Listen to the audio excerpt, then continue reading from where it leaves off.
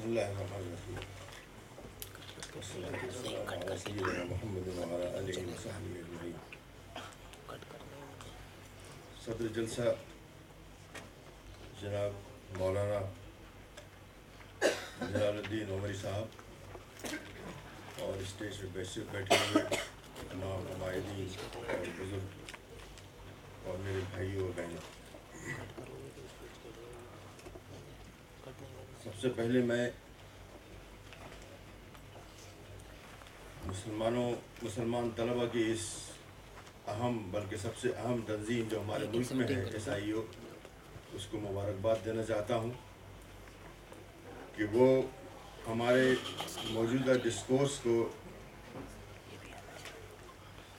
بہت کافی آگے بڑھا رہی ہے۔ اب تک ہم لوگ اپنی کانفرنسز، اپنے سمپوزیمز، اپنے میٹنگوں میں تعلیم کی اہمیت کو زور دیتے تھے، اور اب SIO نے تعلیم سے آگے ریسرچ اور موجودہ زمانے میں جو سائنسی اور علمی چیلنجز ہیں اس میں مسلمانوں کو آگے بڑھنے اور پوری طرح سے حصہ لینے کے لیے یہ سیمینار منعقد کیا ہے۔ اس کے لیے وہ مبارکباد کے مستحق ہیں۔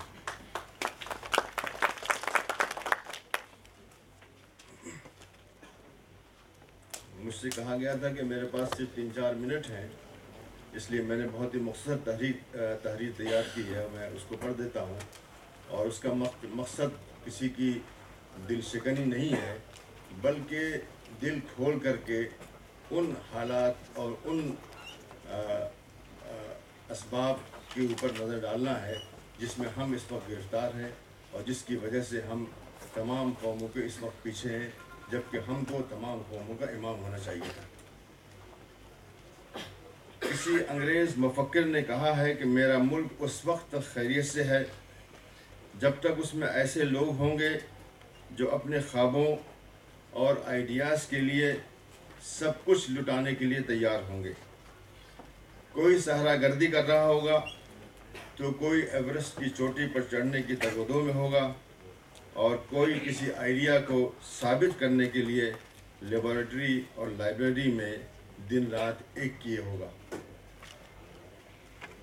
چیلنجز کو قبول کرنا اور اپنے مقاصد کے لیے نتائج سے لاپرواہ ہو کر قربانی دینے کی یہ روایت آج بھی انگلستان اور دوسرے مغربی ممالک میں موجود ہے، جن کو بغیر سمجھے ہوئے ہم لعن طعن کرتے رہتے ہیں۔ آج خیالات یعنی آئیڈیاز کی دنیا پر یہی لوگ قابض ہیں، اور وہیں سے وہ سارے پروڈکٹس نکلتے ہیں، چاہے وہ آئیڈیالوجی کے ہوں، چاہے وہ اشیاء کے ہوں، جو دنیا پر چھائے ہوئے ہیں اور جن سے آپ کی زندگی نامکمل رہتی ہے۔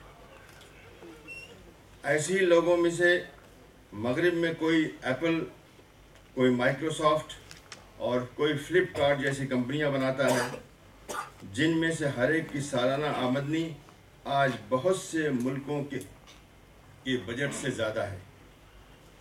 ہمارے یہاں ایسے خواب کیوں نہیں دیکھے جاتے؟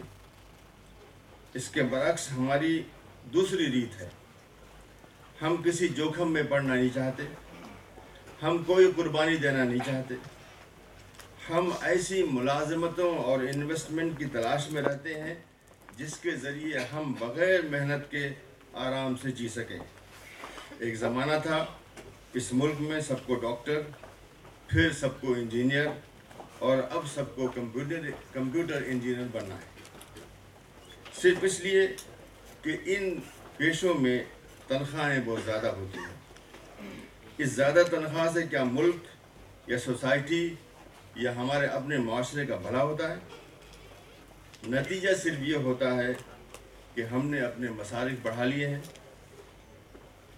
گھر یا فلیٹ بڑا ہونا چاہیے، پوش علاقے میں ہونا چاہیے، جدید ترین کار ہمارے پاس ہونی چاہیے، اور مہنگی ورائٹی کے سامان سے اس کو مزین ہونا چاہیے، اور اولاد ہماری مہنگے اسکولوں میں جائے تاکہ وہ بھی باپ کے نقش قدم پر چل کر ایک آرام دہ جاب حاصل کر سکے۔ क्यों नोबेल प्राइज़ सिर्फ मगरिब के लोगों को मिलते हैं?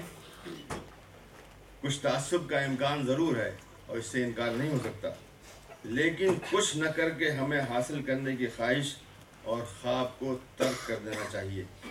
हमारा अपना नोबेल प्राइज़ यानी फैसल इनाम भी हमारी इस काहली की गवाही देता है। हर साल साइंस और मेडिसिन वगैरह में भी फैसल इनाम किसी मगरबी मुल्क किसी शख्स को मिलता है, हमारे लोगों को नहीं मिलता है। उस शख्स को मिलता है जो इल्मी जस्तजू में अपना रात दिन एक कर देता है, जबकि उसी की तरह के लोग हमारी यूनिवर्सिटियों में भी मौजूद हैं, लेकिन वो किसी तरह से professor, warden, dean, provost, Procter और वाइस चांसलर बनने के लिए सारा जोर लगाए रहते हैं, और वो असल काम नहीं करते जो उनकी ज़िम्मेदारी है और जिसकी उनको तनख्वाह मिलती है, यानी तदरीस और रिसर्च। ये दो ज़िम्मेदारी है जिसको हमारे उसी तरह के लोग जिनको नोबेल प्राइज़ मिलते हैं वो भी हमारे यहाँ मौजूद हैं, उसी तरह की डिग्रियाँ भी उनके पास मौजूद हैं, लेकिन वो काम नहीं करते जो कि असल में उनको करना चाहिए। इस जिम्मेदारी को अदा करने के बजाय हमारी यूनिवर्सिटियों के असातिज़ा का सारा वक्त ग्रोहबंदियों, साजिशों और गपबाजियों में सर्फ होता है। यकीन मानिए, अगर इसके लिए भी कोई नोबेल प्राइज़ या फैसल इनाम होता तो हमारे असातिज़ा को ज़रूर मिलता। ज़रूरत है कि हम अपने आउटलुक और मकसद हयात को बदलें। अगर हमने ऐसा कर लिया तो आज भी दुनिया हमारे कदम चूमेगी। इसी मुल्क में जहां बीजेपी ने जो मुस्लिम दुश्मनी के लिए जानी जाती है, एक मुसलमान यानी APJ अब्दुल कलाम को सदर बनाया था। अगर हम गैर मामूली होंगे तो हमारा दुश्मन भी हमारा एतराफ़ करेंगे। अगर हम मुतवस्सित से भी कम होंगे तो हमें मुंह लगाने के काबिल कोई नहीं समझेगा। ऐसी पर अपनी बात ख़त्म करता हूँ, और इसका मकसद ये नहीं था कि हम किसी की दिल शक नहीं करें, बल्कि अपने गरिबान में हाथ डाल के देखें। आज तलवार का ज़माना नहीं है, आज कलम का ज़माना है, आज कंप्यूटर का ज़माना है। उसी से हम करते हैं।